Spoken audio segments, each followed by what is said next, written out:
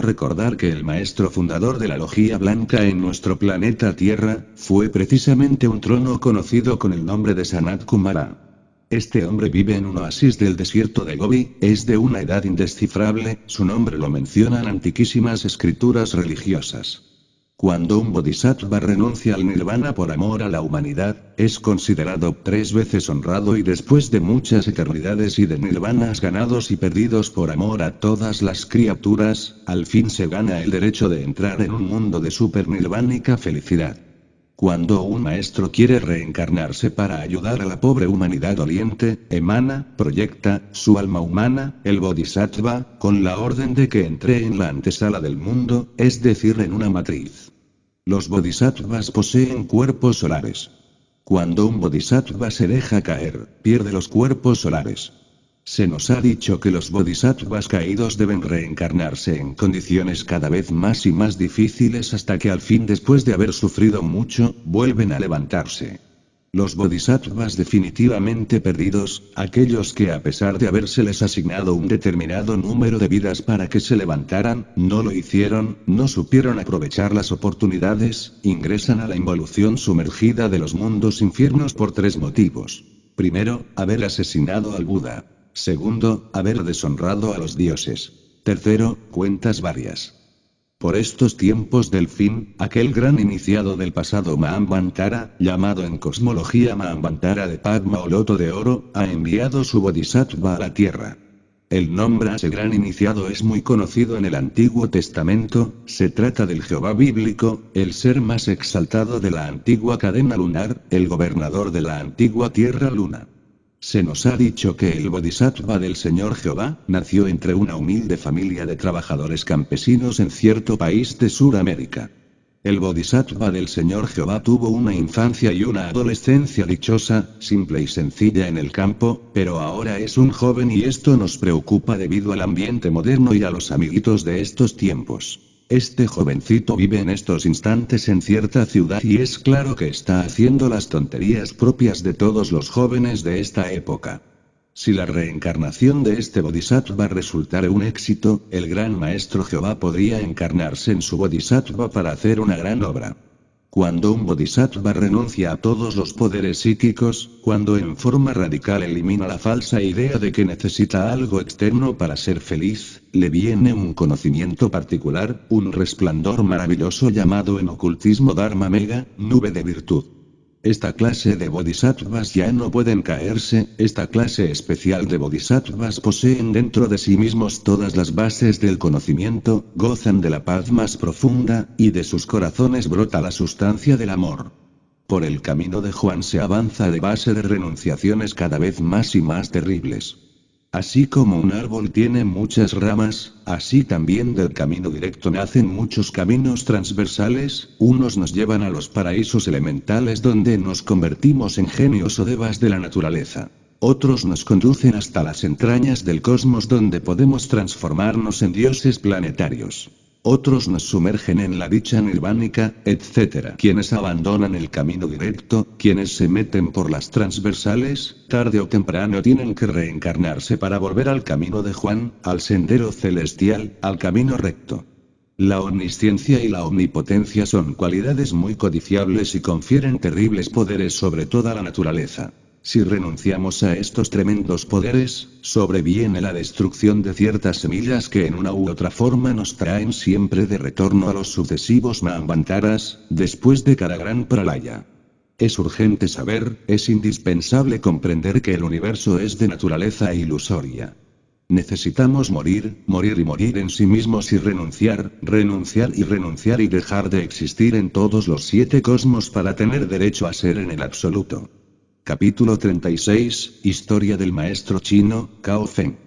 El maestro chino, Cao Feng, entró en el sacerdocio a los 15 años de edad y se ordenó a los 20, en el monasterio de Qinzhou. Cao Feng comprendió que todos los seres humanos son miserables autómatas dormidos y se propuso cuanto antes despertar conciencia a través de la ciencia de la meditación. Cao Feng realizó sus primeros trabajos bajo la inteligente y sabia dirección del maestro, Tuan Chiao, quien le enseñó a trabajar con él, Ua Tou, frase misteriosa. ¿Dónde estaba yo antes del nacimiento? ¿Dónde estaré después de la muerte? Cao Fen se propuso trabajar con este Tou, pero no pudo concentrar su mente a causa de la bifurcación de esta frase. Su mente se dividió en muchas opiniones y conceptos opuestos y Cao Fen sufría hasta lo indecible porque anhelaba con todo su corazón y con toda su alma liberarse del dualismo mental. La experiencia de lo real resulta imposible mientras la esencia, el Buddhata, el alma, esté embotellada entre el dualismo intelectual. Las opiniones contrapuestas, el batallar de los conceptos opuestos, las ideas antitéticas, corresponden a los diversos funcionalismos ilusorios de la mente. Cao Fen lloraba lágrimas de sangre anhelando desembotellarse de entre el dualismo mental, pero fracasó con el Tou del maestro Tuan Chiao. Cuenta la tradición que, en estado de terrible angustia y desesperación, Cao Fen buscó al maestro Sui Yen, quien compadecido de su dolor le enseñó el poderoso Mantram Du, exigiéndole diaria información sobre sus trabajos. El Mantram Du se canta como una W, imitando el aullido del huracán entre las embravecidas olas del furioso mar. Durante esta práctica la mente debe estar absolutamente quieta y en profundo y espantoso silencio, tanto en lo exterior como en lo interior. Ni el más leve deseo, ni el más insignificante pensamiento deben agitar el profundo lago de la mente. Las explicaciones del maestro Sui Yen eran en verdad tan sencillas y claras que su discípulo, Cao Fen, cayó en la negligencia y en la pereza, debido a que francamente no necesitaba hacer ningún esfuerzo para comprenderlas. El maestro, Sui Yen, pese a su acostumbrada dulzura, también sabía ser muy severo cuando era necesario. Cierto día como de costumbre, Cao Fen entró en el cuarto de su maestro, pero entonces este en tono muy severo le dijo: ¿Quién ha traído este cadáver en tu nombre? No bien hubo acabado de decir esto le echó de su cuarto. Más adelante Cao Fen siguió el ejemplo de Qin Shan y buscó refugio en la sala de meditación. Las prácticas de la meditación íntima provocan en forma graduada, el despertar de la conciencia, el despertar del Buddhata.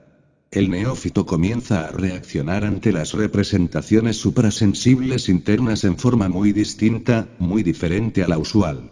Comienza por decir: estoy soñando, esto es un sueño. Más tarde exclama lleno de alegría: estoy fuera del cuerpo físico. Mi cuerpo físico está dormido, pero yo estoy fuera del cuerpo totalmente consciente y despierto. En cierta ocasión estando Cao Fen fuera de su dormido cuerpo que entre la cama roncaba, recordó con entera claridad meridiana aquel koan que dice: todas las cosas se reducen a la unidad, pero ¿a qué se reduce la unidad? Cuentan las tradiciones chinas que en ese instante su mente se llenó de terribles confusiones hasta el punto que ya no lograba distinguir al este del oeste, o al norte del sur. Al sexto día de estar en ese desdichado estado mental, sucedió que mientras musitaba con infinita devoción las plegarias colectivas en el lumisial de meditación, levantó su cabeza y vio clarividentemente aquellas dos últimas frases misteriosas de ese poema oriental compuesto por el quinto patriarca, Fa Hien. Oh, eres tú, a quien yo siempre he conocido, y que vienes y te vas en los 30.000 días de un siglo. Inmediatamente Cao Fen se puso a trabajar con la misteriosa y enigmática frase: ¿quién ha traído este cadáver en tu nombre? Se le había quedado tan grabada en la mente desde aquel día en que el maestro Sui Yen la había pronunciado, que era imposible olvidarla. Sentía como si su mente y su personalidad hubieran perecido y como si su espíritu divino hubiera resucitado después de la muerte. Se sentía feliz, como si le hubiesen quitado un enorme y pesado fardo de encima. Entonces contaba 24 años de edad y había logrado el deseo de llegar al despertar de la conciencia en 3 años. Cuando a Cao Fen se le preguntó: ¿puedes dominarte a ti mismo a la plena luz del día? Sí puedo, contestó con firmeza. ¿Puedes dominarte cuando estáis soñando? Su respuesta fue nuevamente: sí puedo. Cuando duermes sin sueño, ¿dónde está el maestro? Cao Fen no pudo hallar respuesta para esta última pregunta y nuevos sufrimientos íntimos afligieron el fondo de su alma. El maestro, le dijo: de ahora en adelante no quiero que estudies el budismo ni el dharma, no quiero que estudies nada, ni antiguo, ni nuevo. Solo quiero que comas cuando tengas hambre y que te acuestes cuando estés cansado. En cuanto te despiertes, pon alerta tu mente y pregúntate: ¿quién es el maestro de este despertar y dónde descansa su cuerpo y hacia dónde conduce su vida? Cao Fen, ciertamente era un hombre de telema, voluntad, y decidió con entera firmeza que habría de entender esto de alguna manera, aunque en el empeño diera la impresión de ser un idiota para el resto de sus días. Pasaron 5 años de trabajo intensivo.